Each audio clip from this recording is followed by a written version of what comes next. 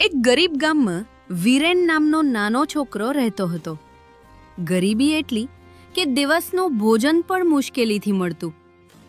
છતાં તેના દિલમાં એક મોટું સપનું હતું, મુંબઈ જઈને પોતાનું ભાગ્ય બદલવાનું. એક દિવસ કોઈને કહ્યા વગર વીરેન રાતોરાત મુંબઈ ભાગી ગયો. મોટા શહેરમાં શરૂઆત ખૂબ મુશ્કેલ હતી. ભૂખ, તકલીફો અને એકલતા. બચવા માટે તેણે સ્ટેશન પર જૂતા ચમકાવવાનું કામ શરૂ કર્યું.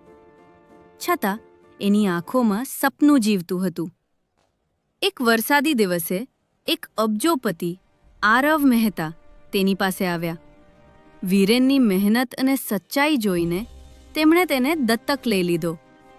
વીરેનનું જીવન બદલાઈ ગયું.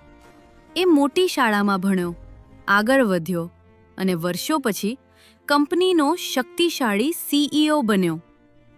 હવે તેનું નામ વિક્રમ મહેતા હતું.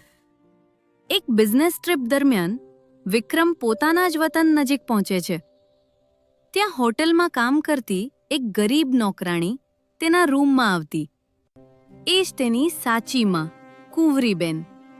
વર્ષોથી ગુમ થયેલા દીકરાને શોધતી રહી, પરંતુ ઓળખી શકતી નહોતી.